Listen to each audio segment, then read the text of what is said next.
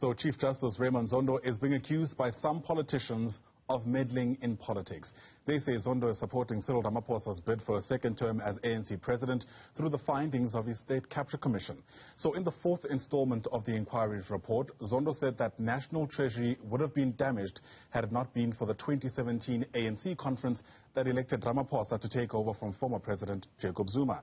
In the back of that, ANC NEC member Tony Yengeni says that this is a subjective political finding and has written a complaint to the JSC. EFF leader Julius Malema has backed that move. So what should you and I make of it? Well, let's speak to Judges Matter Coordinator Alison Tilley, who joins us now via our video link. And Alison, it's always great to speak to you. Thank you so much for making time. You know, I guess what Zondo found, or what he said in his findings, could always be debated in the world of politics. But I do wonder, when you heard of this, whether you thought Zondo went further than what was needed here. Well, I think what you have to do is really look at the code of conduct, because that tells you exactly what the judge has to be found doing.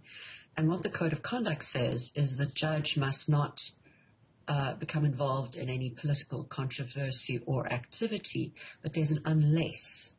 And the unless is that unless it is necessary for the discharge of judicial office.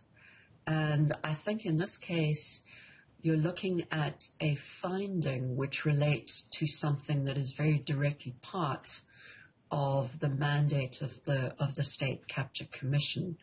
There's another article that Mr. Yengeni is complaining about, which says a judge must not use or lend the prestige of the judicial office to advance the private interests of a judge or others. So maybe that's the one he's leaning on more heavily. But again, I think a finding about facts now 4 or 5 years ago to argue that that's going to directly influence the future, I think it's a stretch. There are some people who believe that, you know, the message that Zondo was trying to communicate here is that essentially the capture of National Treasury was prevented because Des Van Rooyen was removed after Cyril Ramaphosa was elected president. Would it have not been enough to just say that the changing of ministers, as it were, is what prevented National Treasury from being captured? And I'm asking this because it almost comes across as if it is Cyril Ramaphosa's presidency in totality here that prevented National Treasury from being captured. That's certainly the narrative being driven by those who frowned upon these findings. Yes, that is true. I think the difficulty is that it has to, in order to be something about which you can complain to the Judicial Services Commission, it has to rise to the standard of those two sections in the code. I think there's a different question, which is, should Justice Zondo have said that? And I mean, that's open to question. He may have, I think, been a little broad. So that's a question. What we're concerned about is perhaps also a different point, which is that this kind of happens in commissions of inquiry because they're so broad, because they require findings that relate to so many things. It's quite difficult in chairing a commission of inquiry to stay out of those kinds of assertions, especially when the volume of what is being said is so large.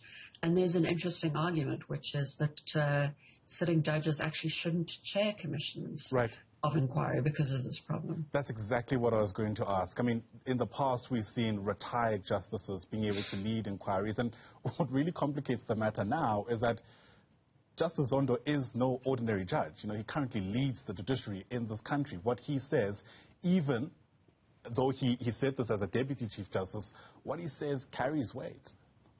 Oh, yeah. I wonder if he did say it as deputy chief justice, though. I think he said it as chair of the commission. Right. I meant he was deputy chief justice at the time of chairing the inquiry. That's what I meant, but it's an important distinction you're making. Well, this is the interesting thing now. Is it exactly what is the difference? Is the code applied exactly in the same way? Is it the same as if these paragraphs had been in a judgment? if they'd been in a judgment, would we understand them to be findings of fact or political assertions? And then I think the argument is that yes, there would be political assertions because, I mean, I don't know that the evidence rises to saying that, you know, the president, the current president, sort of came in as a knight on a white horse and saved the day. I mean, that doesn't seem to be a conclusion that the evidence would allow us to draw. Right. But I think as the chair of a commission, I think that's the difficulty, and I don't think this complaint will be successful. I don't think it rises to the test in the code, but I also think that the appointment of a sitting judge, whether it's acting Deputy Chief Justice or Chief Justice, it really gives us a red flag and points to the difficulties in doing this and how, in order to protect the judiciary itself, you should not be allowing judges to be in this kind of vulnerable position. Very briefly, Alison, if you can. You know, according to the Citizen, Yengeni's filed this complaint in his personal capacity with the JSC, where he argues that Zondo breached the code that you and I have been unpacking because the findings have political implications.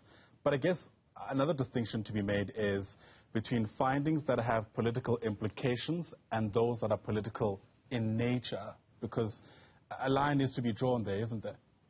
I think that's true, and I think the other thing is that, you know, it may also appear different to somebody who is inside the ANC and who is in the middle of this, you know, this election process going forward. They may see it as in a different way and having a different impact in the way perhaps an outsider would. But I think the complaint will fail.